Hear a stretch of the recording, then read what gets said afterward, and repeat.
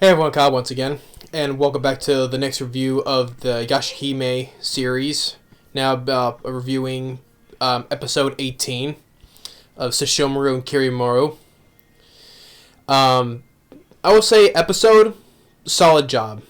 I would say another good solid episode, which the second half was more made it better, which if people have seen this episode will know why. But yeah, this is time when this episode when Toa and Sesshomaru, they finally for the first time they get to meet see and meet their father Sesshomaru, which that was good. And they'll only get the first time they get to meet the main boss, the main villain, Kirinmaru. But describing the first half really quick, picks up where the previous episode left off, where the twins fight against Konton, and then after that, we have Mora's fighting with Totetsu, which he, after the whole thing was vanished, and Totetsu just starts rolling down the hill, and he's like, oh, what happened? And with the fight Mora, she gets a hit on him, on Totetsu, with her Crimson Dragon Wave, which was nice because, you know, how the last appearance when they fought, you know, P seemed to overwhelm all three, like the twins, and with Hisui and Moroku, you know, so she got a hit on him. But then he ends up swallowing the orange pearl, makes him shoot a fireball, and then back with the twins fighting Konton. They're asking about the dream butterfly, and which he did seem kind of know about the dream butterfly. It's like, oh, the dream butterfly, you say? And then he goes and says, you know, you don't understand about the dream butterfly and how Lord Kirinmaru is desires for it. So there is a connection between the dream butterfly and Lord Kirinmaru. So.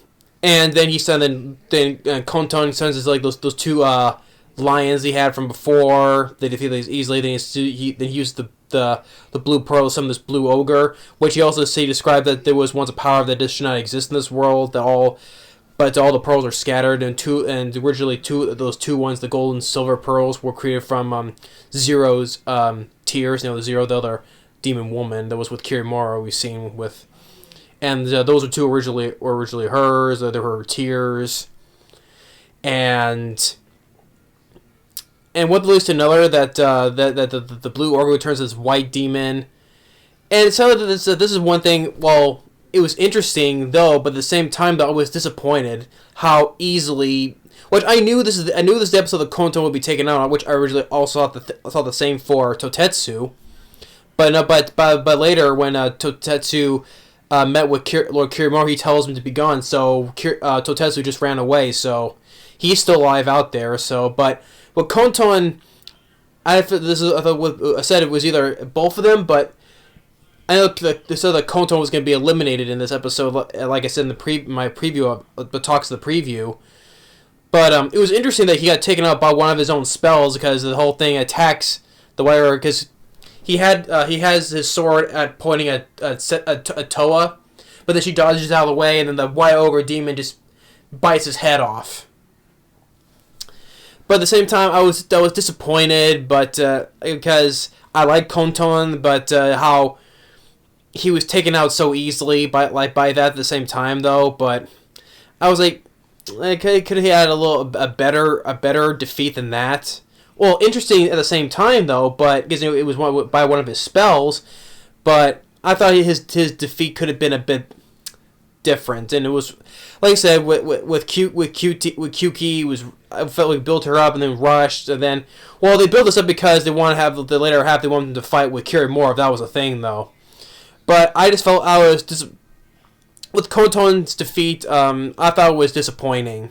That's why I felt like. I was like, really? That was it for Konton, because he's been, which is another thing that led me disappointed about, because as we know earlier, you know, he was watching, you know, through his little flames, he witnessed of Toa's weakness of being turned into human under the new moon, right? Because he said, oh, the new moon, you know, how interesting, you know. He knew about the weakness, but nothing. We saw him watch and witness all that though, but nothing comes of it though. So can he really use this? He could use like one of his traps while they're in this trap. He could use something to set up, like bring out Toa as like become human again, and then. He saw this though, but then doesn't get brought up again. because he gets taken out that easily now. So that was another thing I thought that was a plot point that they just could have went with. Since he saw Toa's weakness of being a human because of the new moon, I thought he would play that to his advantage later on because since he saw that. But no, but then he ends up fights them, but he gets taken out easily by one of his own spells. The demon gets his head bitten off. So so Konton's defeat was disappointing to me because I like Konton, you know. So yeah, to me that was it was disappointing. And then back with Totetsu, he was finding our 3 trio, but he gets overwhelmed, so he flies away with his black cloud. But then Lord Kirinmaru stops him with his shockwave he has, and then tells him that tells him to be gone. So Totetsu he gets away, and then our and back while the trio gets there, Riku who's been watching with Takachiyo. Which Takachiyo's been like all nervous and worried now because he's like the one who's kind of like being left in the dark, you know, so about what's going on. But with Riku, he goes over to Konton's body and picks up the blue pearl. So now he has 3. Now he has the blue, the green, and the purple one.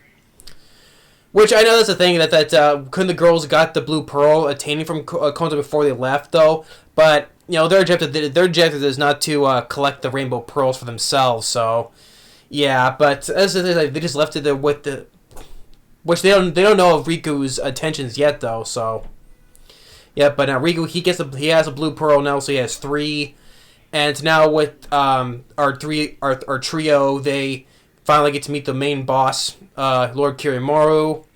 Like at first, Mora already starts rushing that he wants the bounty for him, but Takachiyo says there is no bounty. So he's like, "Oh, okay, I'll pass then."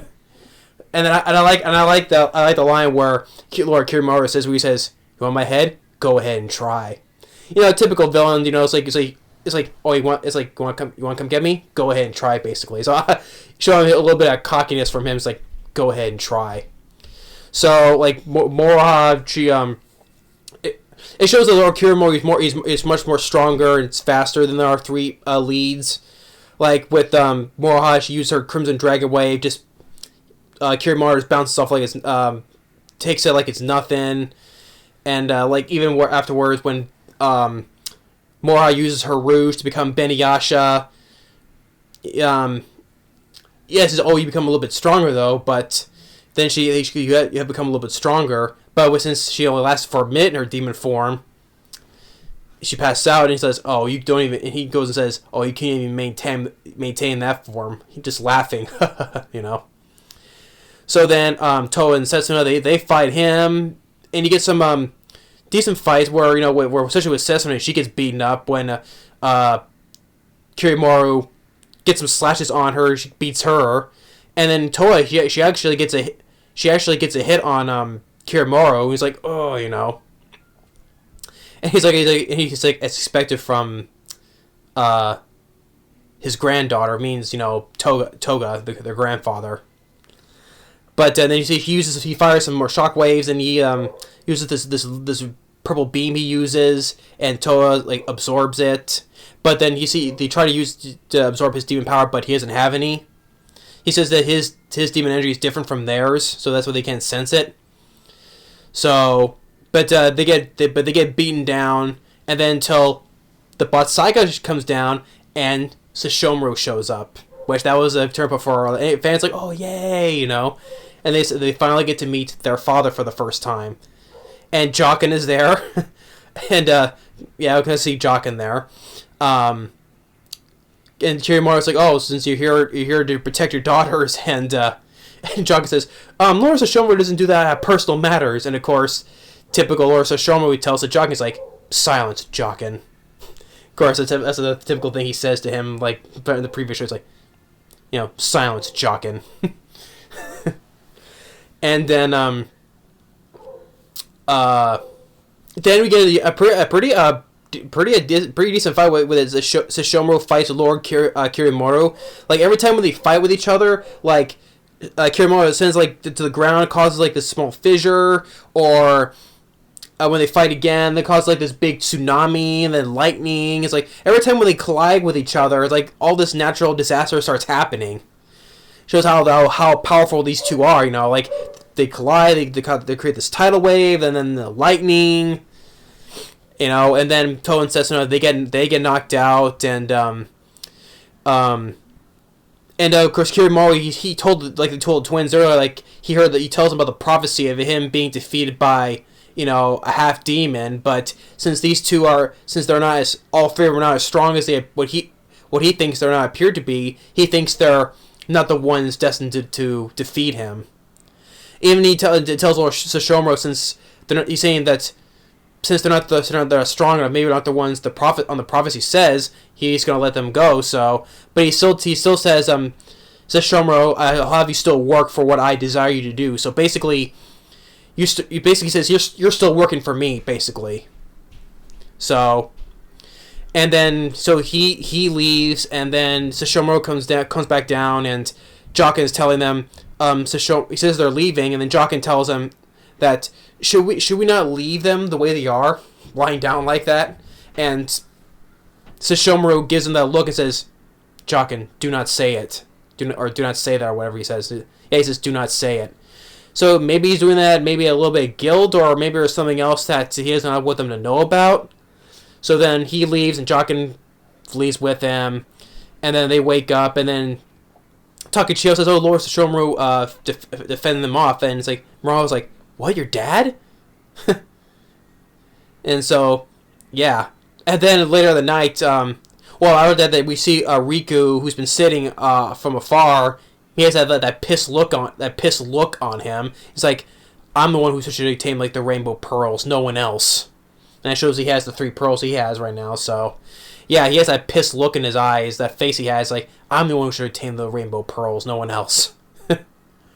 And then here's the next night, Moroha is like kicking the Tree of Ages. It's like, come on out, show yourself, to like say something or whatever.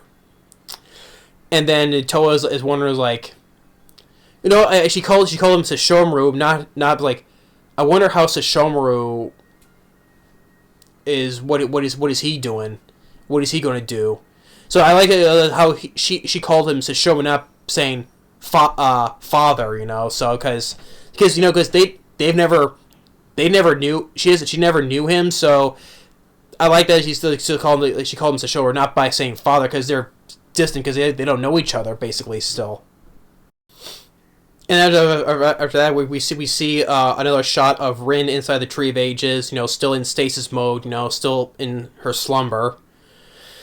Like I said before, how the way she is inside the Tree of Ages, it looks like it's water inside the Tree of Ages. It's like, reminds me of Dr. Freeze's wife inside, like how she's in stasis mode. So it just reminds me of that. But yeah, she's still in this. We still see her in stasis mode, so or her slumber or whatever. So yeah, so episode 18, Sesshomaru and Kirinmaru, still a solid episode. The second half lives up to the hype that I think was. The twins finally get to see and meet their father for the first time. Although, like I said, he's a man of few words. How Sesshomaru, so he doesn't say much. But and how the fight, especially the fight, was good between Sesshomaru and Kirinmaru, like creating all these natural disasters every time they attack, and it shows that Kirinmaru is much stronger than all 3 of our main characters. And they said that also the Dream Butterfly is connected with Kirinmaru in a way, so how they described it. Like Totetsu, he got away, which I thought he was going to be eliminated in this episode, which I thought I would, but it was only Konton, which I said before. It was interesting how he got taken out because of one of his own spells, though. But at the same time, I was disappointed that how the way he was defeated easily. So, I like Konton, but to me his defeat was disappointing in a way. It was like rushed, and I think it was much more rushed than with Kyuki, because you build Kyuki up, and the fight with her was much more. I think was better than the fight here, though, but. Even though her defeat was rushed as well, though, but to me I thought it was more with Konton, though. So to me that kind of sucked. Disappointed also. So yeah, but that's what I think. That's one of the best. I think that's gonna be one of the biggest. To me, one of those disappointing defeats of a villain in this series. So and that's how easily Konton was defeated. Interesting at the same time though, but at the same time was disappointing. But that's me. That's how I feel because I like Konton. So I keep on saying that, because I liked him.